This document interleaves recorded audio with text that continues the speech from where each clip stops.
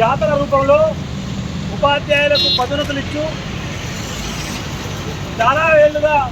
పదోన్నతులు రాక అదే పోస్టులో ఉన్నటువంటి ఉపాధ్యాయులకు ఉపశమనంగా రాష్ట్ర ప్రభుత్వం చాలా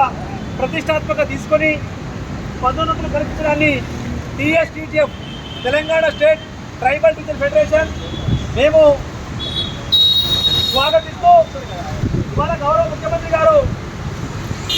రేవంత్ అన్న ఎటువంటి కేసులు కోర్టులో ఉన్నప్పటికీ న్యాయపరమైన చిక్కులు లేకుండా సలహాలు సూచనతో పదోన్నతుల ప్రక్రియను పూర్తి చేయాలంటే ఇవాళ విద్యాశాఖ అధికారులు మరి ఇవాళ ముఖ్యమంత్రి గారి యొక్క ఆదేశాలను తూచా తప్పకుండా పాటించి వేల మంది ఉద్యోగ ఉపాధ్యాయులకు పదవులు ఇచ్చున్నారు. అదేవిధంగా పండిట్ పీట్ల ఇష్యూ గత 25-30 సంవత్సరాలుగా ఏదైతే వాళ్ళ ప్రధానమైన డిమాండ్లతోటి పండిట్ పీట్లు మాకు వేరే రకంగా మాకు పదవులు రావు, మా పోస్టు మాకే ఇవ్వండి, మాకే పదోన్నతులు ఇవ్వండి, అప్డేట్ చేయడం చెప్పేసి అనేక సంవత్సరాలుగా ఆందోళన చేస్తున్నప్పటికీ అదే రకంగా ఈ అప్గ్రేడ్ అయిన పోస్టులు ఎస్జిటి వాళ్ళు కూడా ఇవ్వాలని ఆందోళన చేస్తున్నప్పటికీ ఈ ఇద్దరి మధ్య తగువుని ఫుల్ స్టాప్ పెడుతూ ఇవాళ రాష్ట్ర ప్రభుత్వము విద్యాశాఖ అధికారులు అన్కండిషనల్ గా ఈ పోస్టు కేవలం పండిట్ పిఎట్లకి మాత్రమే చెందుతాయి, వాళ్ళకే ఇస్తాం, వాళ్ళకే ఇచ్చి తీరుతామని చెప్పేసి ఎస్జిటీలో నోరు కొట్టినా, ఎస్జిటీలు అడగకపోయినా, ఎస్జిటీలు ఆందోళన చేసినా పక్కన పోయి కనీసం మనం ఇద్దరికి వస్తుంది చెప్పేసి సంతోషంగా ఉన్నటువంటి క్రమంలో అప్గ్రేడ్ అయినటువంటి పోస్టులో అన్కండిషనల్ గా పండిట్ పీఠకు అవకాశం ఇచ్చినప్పుడు లేనిపోని కండిషన్ పెట్టి ఆ పోస్టు వాళ్ళకి అప్గ్రేడ్ చేసినప్పుడు వాళ్ళకే ఇవ్వాల్సింది పోయి ఇవాళ ఉన్నతాధికారులు లేనటువంటి అంశాన్ని లేవనెత్తి, అవసరం లేని అంశాన్ని లేవనెత్తి భవిష్యత్తులో పండిట్ పీఠ పోస్టులు కనపడవు, పండిట్ పీఠ పోస్టులు నియామకాలు కావు అని తెలిసి కూడా ఇవాళ అన్కండిషనల్ అప్గ్రేడ్, కండిషన్ ప్రమోషన్, దీనివల్ల సుమారు రాష్ట్ర వ్యాప్తంగా 1500 మంది నుంచి 1800 మంది ఇవాళ ప్రమోషన్ పొందకుండా ఆగిపోవడాన్ని ఇవాళ చూసి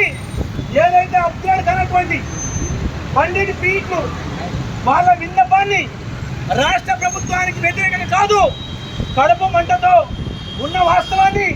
ఉన్నత అధికారులకు తెలియజేయడం కోసము ఈరోజు సీఎం చేసి ముందు చిన్నపాటి ఆందోళన చేయడానికి మాత్రమే వచ్చారు తప్ప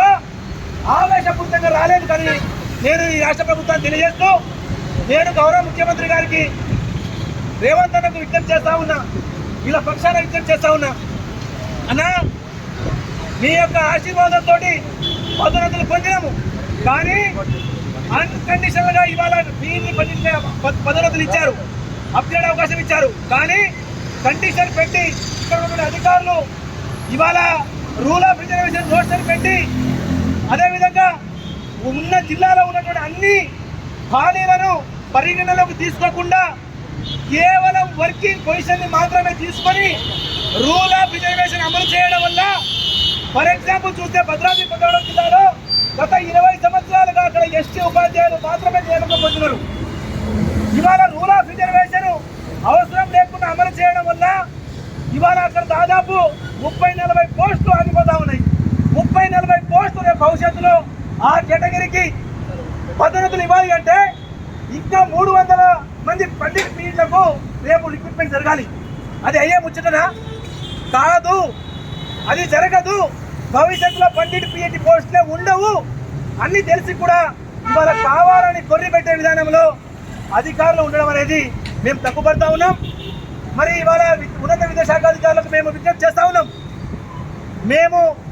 అభ్యర్థిస్తా ఉన్నాము. ఇవాళ ఏదైతే 1500 మంది మిగిలినారో మరి వాళ్ళ పోస్ట్ అప్డేట్ చేసి వాళ్ళని గాలిలో ఉంచడం కంటే